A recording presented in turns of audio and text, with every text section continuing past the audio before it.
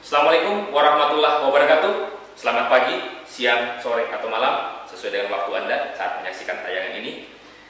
Saat ini kita masuk kepada bagian kedua daripada modul 1, pengantar pengadaan barang atau jasa pemerintah.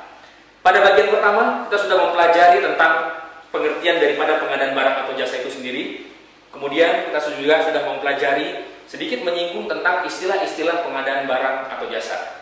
Pada bagian kedua ini kita akan memperdalam istilah-istilah pengadaan barang atau jasa pemerintah. Karena terus terang pada saat Anda melaksanakan ujian sertifikasi, pertanyaan-pertanyaan yang berkaitan dengan istilah-istilah ini akan banyak ditanyakan pada saat ujian. Oke, kita mengulang sedikit. Kalau kita melihat ada 4 istilah dalam pengadaan barang atau jasa. Yang pertama adalah barang. Nah, mari kita lihat lebih lanjut. Barang adalah setiap benda baik berwujud maupun tidak berwujud. Saya garis bawahi di sini. Kita lihat, baik berwujud maupun tidak berwujud. Pertanyaannya, barang apa yang tidak berwujud? Ayo, mari sekarang kita lihat. Barang apa yang tidak berwujud? Jangan bilang pengadaan jin loh ya. Kenapa tidak berwujud? Ada yang pernah mengatakan, oksigen, oke, tapi oksigen masih punya wadah. Apa contohnya barang tidak berwujud? Salah satu contohnya adalah pengadaan software. Software, Anda membeli Microsoft Office, Anda membeli Microsoft Windows, atau Anda membeli Linux dan lain sebagainya. Apa yang dibeli? CD cuma media penyimpan. Ya. Hard disk, flash disk, itu media penyimpannya. Tapi bentuk software sendiri itu apa? Jadi software bisa masuk ke dalam kategori barang tidak berwujud. Apa contohnya lagi yang lain? Lagu. Lagu wujudnya apa? Notasi, itu notasinya. Suara, itu rekamannya, tapi wujud lagu itu sendiri apa? Kemudian, apalagi contoh yang lain? Hak cipta atau hak paten. Hak cipta atau hak paten hanyalah selembar kertas. Apakah kertas itu yang dibeli? Harga kertasnya tidak sampai 500 rupiah. Tapi nilai di balik kertas itu bisa miliaran rupiah. Dari mana ini semua? Ini adalah contoh barang yang tidak berwujud. Jadi hati-hati, kalau kita bicara tentang masalah barang itu tidak hanya sekedar benda baik berwujud saja, tapi juga benda baik berwujud maupun tidak berwujud. Selama barang tersebut bergerak maupun tidak bergerak, dapat diperdagangkan, dipakai, dipergunakan, atau dimanfaatkan oleh pengguna barang. Yang harus kita ingat, kalau kita bicara tentang masalah barang ini harus memiliki sebuah definisi yang jelas, bentuk yang jelas, dan yang paling penting harganya harus jelas dan boleh diperoleh secara mudah di lapangan. Atau dalam istilah pengadaan barang dan jasa, memiliki harga perkiraan sendiri atau HPS. Yang kedua adalah pekerjaan konstruksi. Nah, hati-hati. Kalau kita bicara tentang masalah konstruksi, pemikiran kita, ini pasti bangunan, ini pasti jalan atau jembatan. Tapi definisi konstruksi di Perpres 54 tidak sekedar itu. Mengapa? Karena konstruksi, kalau kita melihat pengertiannya, seluruh pekerjaan yang berhubungan dengan pelaksanaan konstruksi bangunan ada ataunya di sini. Atau pembuatan wujud fisik lainnya. Atau pembuatan wujud fisik lainnya. Apa contohnya? Misalnya, pengadaan untuk speedboat ya, atau kapal yang memerlukan spesifikasi khusus. Kapal ini adalah kapal yang memang didesain hanya bisa bekerja pada medan tertentu. Karena dia harus dibuat, harus diawasi, harus dirancang, harus direncanakan, maka kapal tersebut bukan pengadaan barang. Tapi kapal tersebut dapat dikategorikan sebagai pekerjaan konstruksi. Hati-hati. Pesawat terbang. Kalau Anda membeli pesawat terbang langsung seperti Sukhoi, itu sudah jadi ada di pasaran, itu barang. Tapi kapan pesawat terbang kepresidenan? Yaitu pesawat terbang yang didesain khusus, interior didesain supaya apa? Supaya tidak mudah untuk disarap dan lain sebagainya. Itu bukan pengadaan barang. Itu sudah masuk kepada pekerjaan konstruksi. Kemudian yang ketiga, istilah pengadaan barang atau jasa adalah jasa konsultansi. Ya, jasa konsultansi. Apa itu jasa konsultansi? Sesuai dengan pengertiannya, adalah jasa layanan profesional yang membutuhkan keahlian tertentu. Nah, kita lihat apa garis besar atau apa penekanan daripada jasa konsultansi ini. Penekanannya adalah brainware. Jadi, kapan sesuatu itu membutuhkan brainware, otak, olah pikir, olah pikir, ilmu, akademik, dan lain sebagainya, maka dia masuk ke dalam jasa konsultansi. Hati-hati, jasa konsultansi ini mengalami pergeseran yang cukup besar dibandingkan aturan yang lama, yaitu Kepres 80 tahun 2003 dan perubahannya.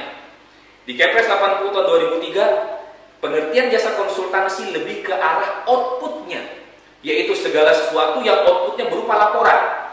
Sedangkan di Perpres nomor 54 tidak spesifik ke arah laporan lagi, tapi lebih kepada proses. Bagaimana proses pekerjaan tersebut? Apabila pekerjaan tersebut membutuhkan brainware, maka itu masuk kepada pengertian jasa konsultansi. Dan juga berhati-hati, software yang tadi kita sebutkan masuk ke dalam komponen barang, itu juga bisa masuk ke dalam komponen jasa konsultan. Software seperti apa yang masuk ke jasa konsultan? Contoh, sistem informasi akademik atau sistem informasi keuangan daerah.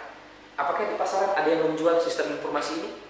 Apakah di mall-mall, apakah di toko komputer kita bisa memperoleh sistem informasi ini, software ini? Tidak ada. Software ini disebut dengan tailor-made.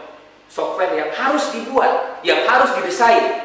Karena setiap incinya, setiap modulnya, setiap usernya itu mengacu kepada masing-masing user, dan itu berbeda-beda antara satu tempat dengan tempat yang lain. Karena software ini tidak ada di pasaran, tentu saja tidak punya HPS. Kalau tidak punya HPS, bagaimana cara menilai harga software itu? Tentu saja dengan memperhitungkan berapa biaya yang dibutuhkan untuk membuat software. Karena software ini harus dibuat, berarti membutuhkan brainware, bukan skill, bukan keterampilan, tapi brainware, otak. Ya. Karena dia masuk ke dalam komponen brainware, maka software yang sifatnya tailor-made, sistem informasi akademik, sistem informasi keuangan, bahkan website pun itu bukan masuk pengadaan barang, tetapi masuk ke dalam jasa konsultansi. Jadi hati-hati. Kapan software tersebut sudah jadi, seperti Microsoft Office, Word, dan lain sebagainya, ya, yang sudah jadi, yang ada kepingan CD tinggal dibeli, itu masuk pengadaan barang. Tapi kapan software tersebut harus dibuat, maka itu masuk ke dalam jasa konsultansi. Apalagi contohnya, untuk pembuatan jalan dan jembatan, kita membutuhkan perencanaan. Dibutuhkan yang disebut dengan konsultan perencana. Konsultan perencana ini juga masuk ke dalam jasa konsultansi. Apalagi penyusunan ranperda, rancangan peraturan daerah, atau hal-hal yang membutuhkan olah pikir, itu juga masuk ke jasa konsultansi. Dan masih banyak lagi lain contoh-contoh jasa konsultansi. Istilah yang terakhir dalam pengadaan barang atau jasa, atau istilah yang keempat adalah jasa lainnya. Nah, sesuai dengan namanya ada kata-kata lainnya, bisa dikatakan ini merupakan penampungan daripada tiga yang lain. Apabila ada yang tidak masuk ke barang, konstruksi, konsultan, maka secara default itu pasti masuk ke jasa lainnya. Tetapi dari pengertian, jasa lainnya adalah jasa yang membutuhkan kemampuan tertentu. Kita lihat di sini apa yang digarisbawahi, yang mengutamakan keterampilan atau skill. Ingat, bukan brainware, tapi skillware. Walaupun tentu saja untuk punya skill harus punya brain. Kalau nggak punya otak, nggak mungkin bisa kerja. Udah pasti. Tetapi yang menjadi acuan utama, patokan utama adalah skillware. Contoh, tukang kayu. Ya, untuk melakukan membubut ya. Untuk membubut tersebut yang dibutuhkan apakah ilmu kayu yang diperoleh di bangku universitas atau keterampilan dia membubut? Tentu saja keterampilan. Keterampilan ini diperoleh dari pengalaman dan pelatihan. Tidak hanya sekedar dari bangku sekolah. Nah, ini disebut dengan skillware. Apa contoh pekerjaan untuk skillware? Cleaning service. Kita lihat, apakah seorang cleaning service harus S2 di bidang cleaning service? Tidak. Apakah harus ahli kimia yang memahami cara mencampur bahan pembersih? Tidak. Tapi bagaimana caranya dia membersihkan, bagaimana caranya dia menakar antara air dan bahan pembersih, itu semua adalah keterampilan. Sehingga skillware, jadi sehingga untuk cleaning service masuk ke dalam skillware. Apa yang lain? Contoh security. Keterampilan apa? Tentu saja keterampilan bertarung, keterampilan mengamankan. Internet, kelihatannya apakah bukan barang? Bukan, tidak ada barang yang diperjualbelikan. Walaupun ada router, ada perangkat jaringan, tapi itu adalah bagian untuk melaksanakan pekerjaan. Pekerjaan apa? Menghubungkan antara satu titik dengan titik yang lain sehingga terjadilah koneksi ke cloud internet. Apa yang lain? Event organizer. Event organizer Apakah butuh seorang S2 di bidang komunikasi bisnis? Tidak tentu. Tapi yang dibutuhkan adalah kemampuan berkomunikasi, kemampuan untuk mengarrange sesuatu, kemampuan untuk mengorganisir sebuah pekerjaan, sehingga event organizer juga masuk ke jasa lainnya. Contoh-contoh daripada istilah-istilah barang atau jasa ini dapat Anda baca pada penjelasan lampiran 4 Perpres nomor 54 tahun 2010. Mohon Anda baca, mohon Anda pelajari contoh-contoh yang ada di sana sebelum Anda lanjut ke dalam ujian. Setelah tadi kita melihat pengertian daripada barang, pekerjaan konstruksi, jasa lainnya, sekarang coba Anda jawab pertanyaan-pertanyaan yang ada di layar Anda. Yang pertama, kegiatan perencanaan pembangunan gedung KBRI termasuk pengadaan jasa lainnya. Benar atau salah? Oke, jawabannya, kalau kita bicara tentang masalah kegiatan perencanaan, dalam merencanakan sebuah bangunan, apakah dibutuhkan skill atau dibutuhkan brainware? Tentu saja yang dibutuhkan adalah brainware, karena ada multiple pengetahuan di sana. Ada pengetahuan tentang ilmu ukur, pengetahuan tentang gambar dan sebagainya. Sehingga kegiatan perencanaan termasuk ke dalam jasa konsultansi. Sehingga kalau ada soal seperti di atas, jawabannya adalah salah. Soal yang berikutnya, pengadaan kapal penangkap ikan yang memerlukan spesifikasi khusus atau tidak ada di pasar pada Kementerian Perikanan dan Kelautan termasuk pengadaan pekerjaan konstruksi. Jawabannya benar atau salah?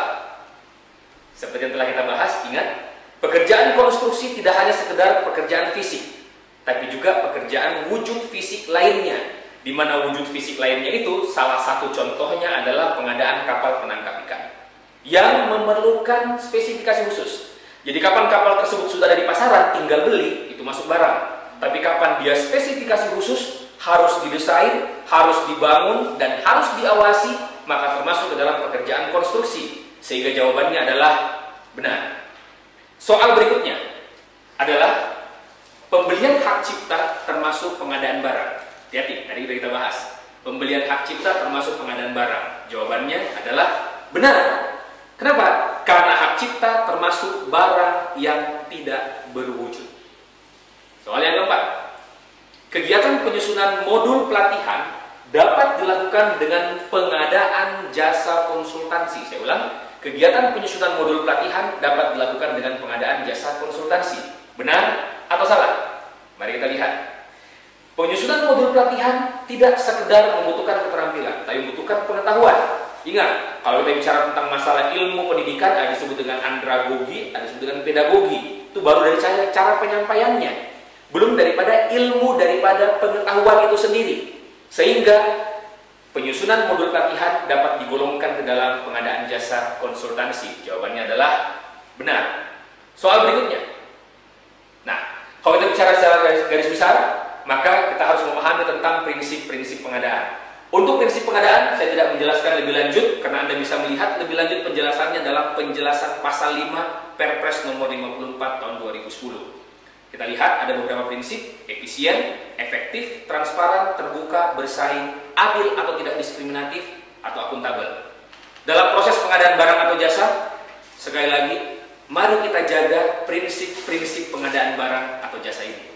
Karena inilah yang menjadi dasar kita dalam melaksanakan pengadaan barang atau jasa.